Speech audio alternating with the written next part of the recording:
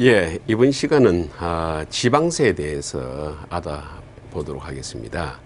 근데 이 지방세라고 하면은 이름 그래도 지방 정부에 재원이 되는 세금입니다.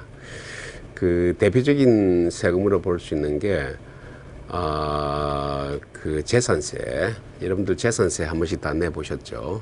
그리고 집을 사고 팔 때 내는 취득세. 이것이 이제 대표적인 지방세를 볼 수 있습니다. 그 지방세이기 때문에 이 재원은 지방 정부를 위한 것입니다. 자, 지금 우리가 지방 정부를 한번 생각할 필요가 있는데요. 이 대한민국에는 중앙정부가 있을 뿐만 아니라 많은 지방정부가 있습니다. 그래서 전체 지방정부가 한 240개 정도가 있습니다. 이 지방이 크게 이제 우리가 그 세 단계로 되어 있는데요. 중앙정부에 있고, 그 다음에 이제 광역단체, 예를 들면 서울시, 경기도, 뭐 강원도, 이렇게 되어 있는 거가 있고, 그 다음 단계가 기초자치단체입니다. 뭐 군, 시, 특별시 같은 경우에는 구 단위가 되겠죠. 이렇게 되어 있는데, 이런 이 광역 단계의 정부, 그리고 기초 단계의 정부, 그 나름대로 많은 일을 해야 되는데, 이럴 때 필요한 재원은 전부 이런 지방세를 통해서 얻게 되는 것이죠.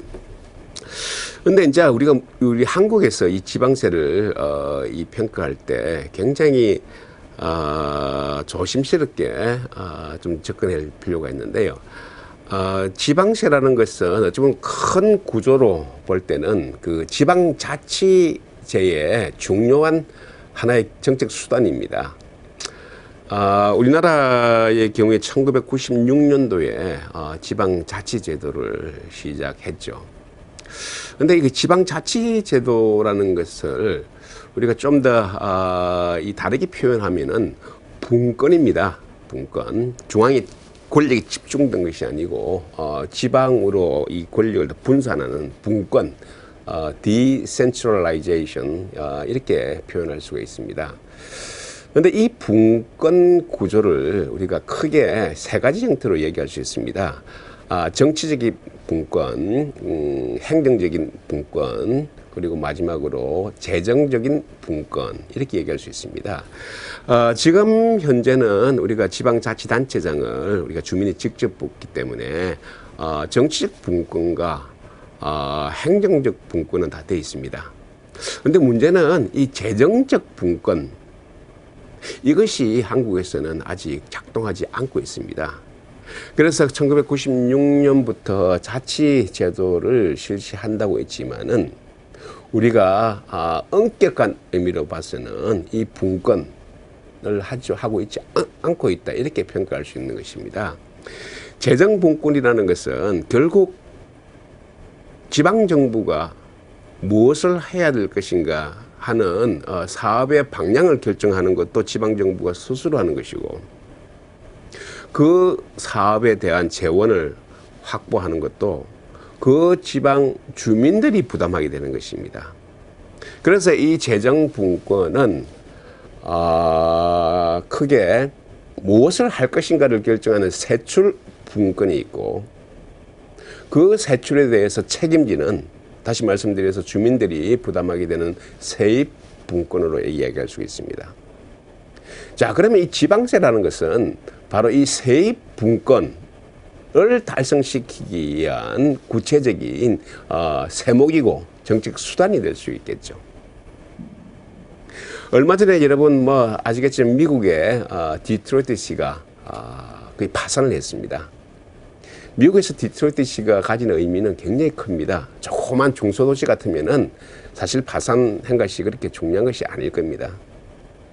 그런데 디트로이트시라는 것은 미국의 자동차 산업의 핵심이었습니다. 미국 내에서도 상대적으로 큰 도시가 디트로이트입니다. 이런 도시가 파산했다는 이 소식은 아마 우리 한국에서 우리가 우리의 지금 분위기를 볼 때는 아마 상상도 할 수가 없을 것입니다. 디트로이트 정도의 시가 예를 들면은 뭐 청주라든지 혹은 상주라든지 이런 시가 만약에 재정적으로 파산 지경에 있다고 하면은 한국이 어떻겠습니까? 절대 파산하도록 두지가 않습니다. 중앙정부는 무엇을 하고 있는가? 대통령은 무엇을 하고 있는가? 온갖 비난을 통해서 반드시 그 지방을 살려야 된다는 이런 것이 우리가 오랫동안 인식으로 깔려져 있습니다. 재정 분권의 핵심은 모든 것을 스스로 결정할 수 있는 권한이 있지만은 그 권한에 맞서서 책임도 져야 된다는 것입니다. 디트로이트시가 재정이 그렇게 악화됐음에도 불구하고 많은 비생산적인, 낭비적인 그리고 그 지역민에 대한 가등한 복지 이런 그 집행에 따른 세입을 제대로 확보하지 못했기 때문에 망한 것입니다. 지금 우리나라에서 가장 필요로 하는 것은 우리가 이 지방세 구조를 평가하는 데 있어서 가장 우선적으로 가져야 될 인식의 재정적인 분권의 형태를 갖춰야 되는 것입니다.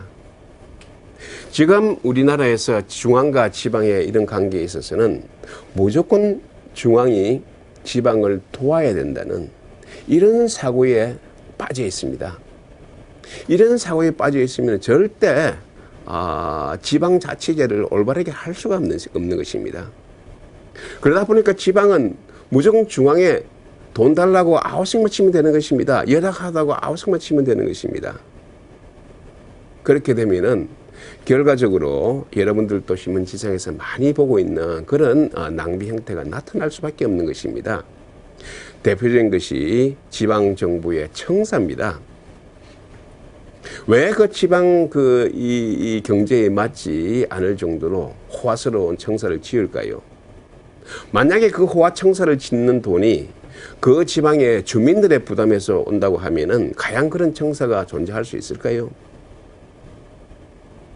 모든 게 중앙에서 어떤 논리를 통해서든지 쉽게 받아낸 돈이 같으면은 그런 호화 청사를 짓는 것이 합리적인 행동입니다.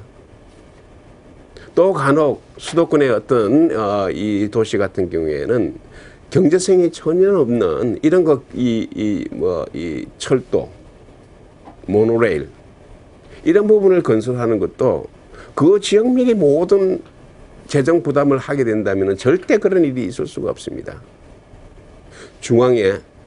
중앙정부에서 오는 이런 이전 재원이라는 것은 기본적으로 그 해당 주민들이 부담하는 것이 아니기 때문에 본질적으로 낭비할 수밖에 없는 것입니다. 지금 우리 사회를 이런 정책의 방향을 어지럽히는 이런 그 용어들이 많이 존재하고 있습니다. 대표적인 것이 지방 재정 자립도라는 것입니다. 자, 이 그림에서 통해서 알 수 있듯이 지방정부가 재정적으로 독립되어 있는, 독립적으로 스스로 할 수 있는 비율을 얘기하는 것입니다. 그래서 분자는 지방세 규모가 되는 것이고 분모는 지방세에다가 중앙정부에서 이전하는 이전 재원을 합한 것이 되는 것입니다. 우리나라 지방정부의 재정이 열악하다고 이렇게 주장하면서 평균적으로 50%밖에 안 된다고 하면서 이런 인덱스를 많이 사용하는 근본적인 이유가 중앙에서 돈을 달라는 겁니다. 그런데 아이러니컬하게도 중앙에서 지방으로 돈을 주면 줄수록 분모가 더 커지기 때문에 지방재정 자립도는 오히려 떨어집니다. 자, 떨어지면 또 지방재정 자립도가 낮다고 또 돈을 벌리게 되는 것입니다. 지방의 문제, 지방의 재정 문제를 정책 방향으로 이끌어 나가는 데 있어서 지방재정 자립도라는 이런 인덱스를 쓰는 나라는 한국밖에 없습니다. 지방의 문제는 권한과 책임이라는 재정 분권이라는 이런 원칙에서 이끌어 나가야 되는 것입니다. 또 하나 많이 사용하는 인덱스로 볼 수 있는 것이 가장 열악한, 너무나 열악한 지방정부가 많기 때문에 그 해당 지방정부의 공무원들의 인건비마저도 그 지역의 지방세수로 충당할 수 없다 하는 이런 얘기를 많이 하고 있습니다. 그런 사정을 보면은 참 딱하게 느낄 수도 있겠죠. 그런데 한번 생각해 보십시오. 만약에 민간의 경우 그런 그 지경까지 가게 된다면 어떤 일이 일어날까요? 종업원의 인건비도 제대로 못 줄 회사 같으면은 그 기업은 둘 중에 하나일 겁니다.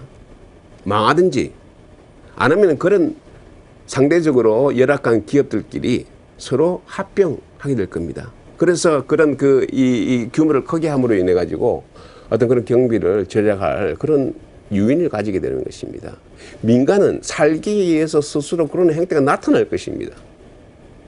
그런데 공공부문은, 정부는 그럴 필요가 없습니다. 우리나라에 이런 그 좁은 땅덩어리에 240개의 이런 그 많은 지방정부가 존재해야만 될까요? 해당 공무원의 월급도 못 주는 그런 군이 스스로 독립적으로 존재해야만 할까요? 오히려 그런 몇 개의 군이 합해가지고 하나의 군이 되게 되면은 그 정도의 비용을 줄일 수가 있겠죠. 문제는 우리는 지방이라는 이런 부분에 대해서 어떻게 개혁하고 합병하고 할 수 있는 그런 환경이 될 수 없다는 것입니다. 뭐든지 허락하면은 중앙정부에 요구를 하게 되는 것이고 또 많은 국회의원들이, 해당 국회의원들이 중앙정부에서 이 예산을 배분할 때 그런 쪽으로 유도해 나가면 되는 것입니다. 그렇기 때문에 공공부문은 스스로 개혁할 요인이 하나도 없는 것입니다. 이제 우리도 지방정부를 포함한 국가 간의 이런 재정관계를 반드시 재정립을 해야 됩니다. 지금까지 가져왔던 무조건 중앙은 강자이기 때문에 지방으로 이전해 줘야 되는 것이고 이전하면 할수록 좋은 것이고 그 이전액이 아무리 높아진다 하더라도 지방은 항상 불만입니다. 이런 구조에서는 절대 올바른 지방 정책을 할 수가 없습니다. 또 올바르게 지방이 발전할 수가 없는 것입니다. 지방정부가, 지방이 제대로 발전하려면은 바로 원칙이 있어야 되는 것입니다. 그 원칙이 재정분권입니다. 지금 한국에서는 복지라는 이런 그 정책으로 많은 혼란을 가지고 있습니다. 대표적인 정책이 보육입니다. 보육의 실제로 집행은 많은 경우 지방에서 다 이루어지고 있습니다. 해당 이 지역에서 다 이루어지고 있습니다. 그 해당 지역에서 가장 필요로 하는 서비스가 보육이라고 하면은 지방정부가 스스로 결정하면 되는 것입니다. 그런데 왜 지방정부는 보육을 해야 되느냐 하지 말아야 되느냐 하는 그런 부분에 대해서 결정할 권한은 전혀 없고 중앙정부가 어느 한 시점에 일률적으로 모든 지방정부가 다 이걸 보육을 무료로 시행해라 결정을 하게 되면은 얼마나 낭비적인 그런 결과가 많이 나올까요? 어떤 특정 지방에서는 보육보다 더 시급한 게 있을 수가 있습니다. 도로를 더 깐다든지 혹은 가로등을 더 건설한다든지 이런 더 시급한 세출이 있을 수 있습니다. 지방마다 다 다른 그런 이 세출 영역이 있을 겁니다. 그럼에도 불구하고 그런 부분을 왜 지금 중앙정부에서 다 일률적으로 결정해야 하는 이유가 없죠. 바로 이 부분에서 지금 우리 한국은 세출 분권이 되고 있지 않는 것입니다. 자, 이러다 보니까 해당 지방에서는 중앙에서 다 모든 걸 결정했기 때문에 돈도 다 내라는 것이죠. 50대 50으로 하느냐, 30대 70으로 하느냐. 그런 부분에서는 많이 주면 많이 줄수록 좋게 되는 거죠.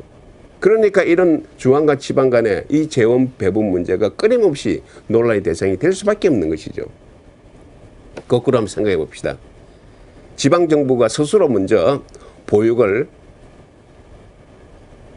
시행하겠다고 결정을 했다면은 중앙정부에서 10%만 준다 하더라도 그 지방 주민, 그 지방정부는 감사하게 생각할 것입니다. 이것이 바로 세출분권입니다. 이런 세출분권이 되고 난 뒤에 그 부담을 주민 스스로 지게 하는 것이 바로 지방세입니다.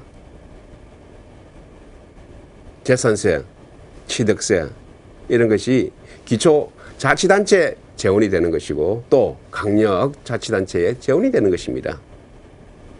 자, 이럴 경우에 세출을 어떻게 하고 세입을 어떻게 하고 하는 것이 가장 그 지방의 주민들의 원하는 바에 따라서 가장 효율적이고 낭비가 없는 그런 구조를 만들 수 있는 것입니다. 이제 우리나라도 이 지방세라는 이런 부분을 평가할 때 재정분권이라는 그 큰 틀에서 평가를 해야 되는 것입니다. 지금은 모든 게 중앙 집중적인 그런 구조로 되어 있기 때문에 이름은 지방세지만은 지방세를 결정하는 권한이 지방에는 없습니다. 지방세의 구조도 전부 국회에서 결정해야 되는 것입니다.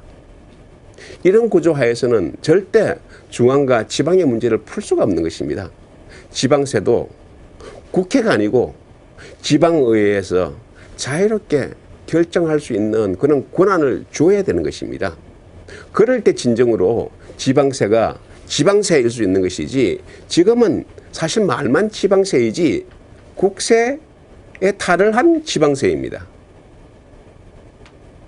이런 한계점이 있기 때문에 우리가 지방세를 통해서 우리가 중앙과 지방의 관계 이런 부분을 정착하는데 큰 문제점을 가지고 있는 것입니다.